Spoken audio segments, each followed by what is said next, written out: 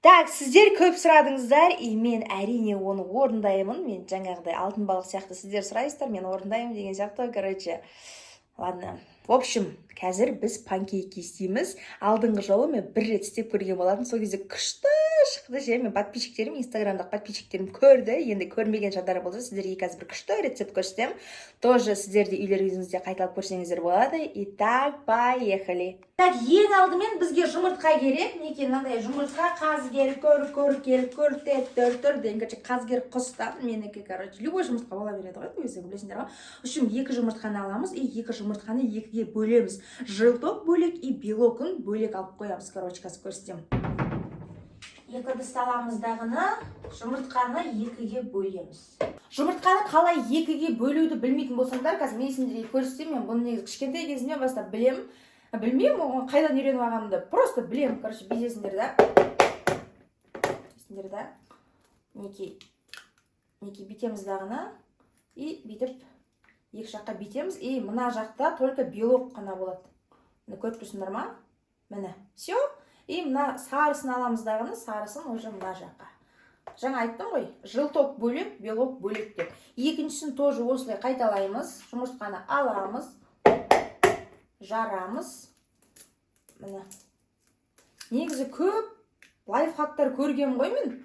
Көп лайфхактар көргем, анандай біреулер қолдарын чеснокқа жағып алып, сөйтіп алып жатады, қолдарымен алып жатады, қасықпен алып жатады. Нет, вот самый легкий вариант, ребятушки. Міне, осылай істесеңдер, желток и бөлек несі бөлек болады. Енді жаңағына желтоктың ішіне не қосамыз? Чуть-чуть тұз қосамыз. Жаңа жарты сағаттан камераға сөйлеп тұрсам, оказывается, камера түсірмепті, только мына жерінде ғана түсіріпті. Енді түсіп тұрмын ба? Нормально? Раз, два, три. Бұлай тұру керек, примерно, өйткені мен бұлай бойымды бүйтіп тұрсам, мен басым сезімдерге көрінбей қалады, поэтому чуть-чуть бүйтіп еңкейіп тұрамыз. Короче, мен жаңа мынаның ішіне чуть-чуть тұз қостым. Енді келесі кезекте біз ванильный сахар қосамыз. Мен негізі әлі күнге дейін білмей, ванильный сахар деген не екен, оны не үшін қосады? Әйтеуір қосыңдар дейді енді любой десерттің ішіне ше. Ванилин мен ванильный сахардың айырмашылығы не? Пожалуйста, білсеңдер комментарийға жазып кетіңдер, обязательно оқитын боламын. Давайте қазір бүйтейік на ванильный сахар жеп көрейікші. Не зат бұл вообще? Зат бұл деп мындай батыстықтар айтады ғой, зат бұл деп. Сол сияқты айтып көрейін деймін. Давайте жеп көрейік ванильный сахарды. Ванильный сахар ма? Ванильный сахар деген кәдімгі қант шығар, просто басқаша қант деп ойлаймын.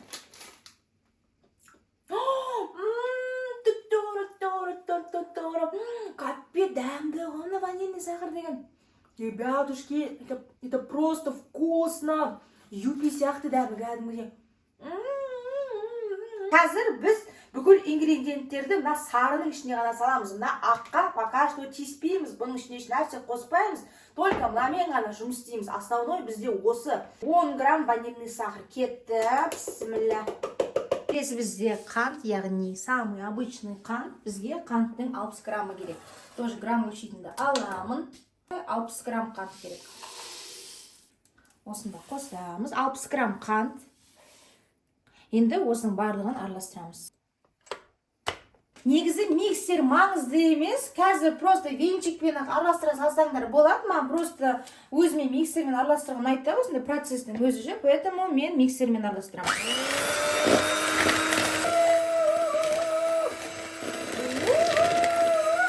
Келесі біздің қосатын зат, ол май, самый обычный май. Чуть-чуть қосамыз. Неке? Демізді 1, 2, 3. Все. Келесі бізде сүт 200 мл керек. Егерде қалай 200 мл-ді өлшемдесеңдер, просто мынандай обычный стакан аласыңдар, осы стаканның тұрысы 200 мл болып есептеледі. Еще обязательно сүтті микроволновкаға жылытып алыңдар. Шөге қосамыз и қайттан араластырамыз. Яғни араластырамыз. Мен сүйікті сөзім. Этап разрыхлитель сахар, разрыхлитель теста. Мен кеше мін тұр екен ғой, бәсе. Мына разрыхлитель тестаның қазір көрсем, короче, қанша грамм керек екен. Так, 6 грамм разрыхлитель. 4, 5, 6. Келесі бізде ұн бізге 220 грамм керек. Ойбай. Міне как раз, міне. ойбай тоқтай тұрыңдар, көп болып кетті мына. Көп болып кетсе бүйтіп ала саламыз. Міне көріп тұрсыңдар ма? Міне 220 грамм ұн аламыз. Мына жерге жібереміз.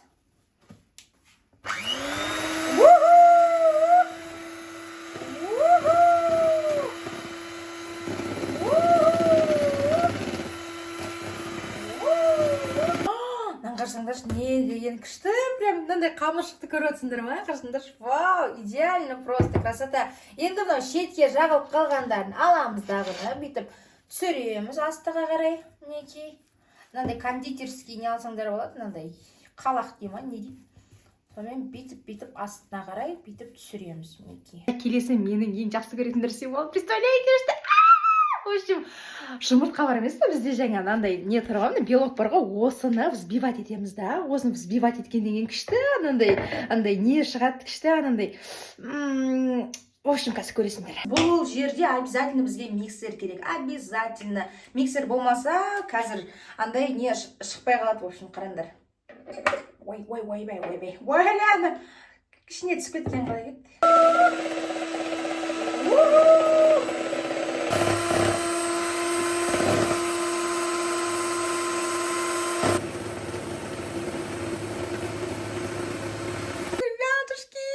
Короче, мынау өте обязательный состав. Жаңа айттым ғой, бұндай болмаса панкейк вообще пышный болмай қалады. Енді келесі этап осыны, жаңағы біздің тестамыз бар ғой, короче, қамырымыз ше. Осы қамырдың үстіне мынаны былай екеуін бірге қосамыз, короче. Мына. Вау, қараңдар. Мына.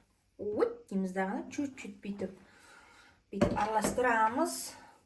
Енді бұл кезде миксер керек емес, бұл жерде просто мынандай қалақпен араластыру керек. Миксермен араластырсаңдар, все уже не то болып қалады. Уже мягкий, уже андай күшті болып тұр да, мәссаған. В шоке просто. Менің қолымнан келетініне ше.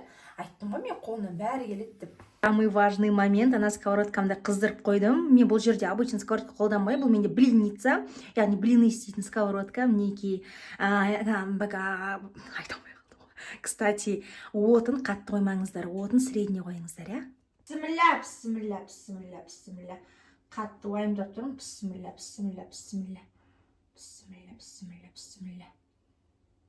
Міне. О-о-о. 1, 2, 3, 4, 5, 6, 7, 8, 9, 10 дейміз дағыны. Ашамыз. Пока что әлі дайын болмаған секілді. Екінші қасықты аламыз. Так, бүйтіп астыны қараймыз, короче. Бүйтіп.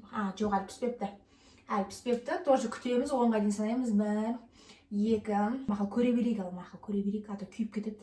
Просто мен... Это просто красота, девочки, смотрите. Жаным, құдай, не деген секімді панкейк мынау. Кімнің панкейкі мынау? Мына панкейкті кім істеді? Мына кішкентай панкейкті кім істеді? Мен істедім ба? Құдай. Мынау кімнің папашы?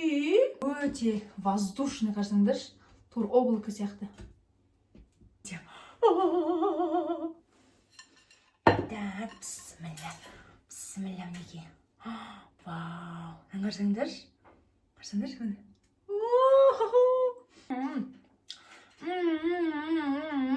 Это арқара өйстіп постепенно. Жындыманы қосып кетіп отыр, қайта. Жындыманы робот пылесос қайта қосып кетіп отыр. Теміздағыны, бісміллә. Опа, міне, ребятушки, міне.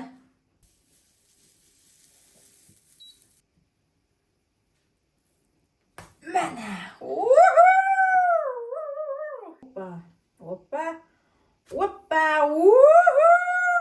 Результат неге осы, өзіне керемет панкейктермен де шықты, достар, қараңыздаршы. Енді украшение жағын өздеріңіздің фантазияларыңызға байланысты, енді там нутелламен, или мен секілді голубика, либо клубника осылай қойып сәндеп қойсаңыздар болады. Қараңыздаршы, тура осы рецептпен істесеңіздер, шын айтам, тура осы деп әп-әдемі болып, дәмі күшті болып шығады, достар, мінекей. Все, жандарым, сол бүгінге осы. Сіздерге пайдалы болдым деген үміттемін. Мына видео ұнаса обязательно лайк басып және де комментарий жазсаңыздар болады. Мен комментарийлардың барлығына енді стараюсь жауап беруге ше, бірақ кей кезде ұмытып кетіп жатамын, бірақ көбінесе мен сіздерге жауап қайтарамын. Сол достар, мінекей. Всех люблю, всех обнимаю. Пока-пока.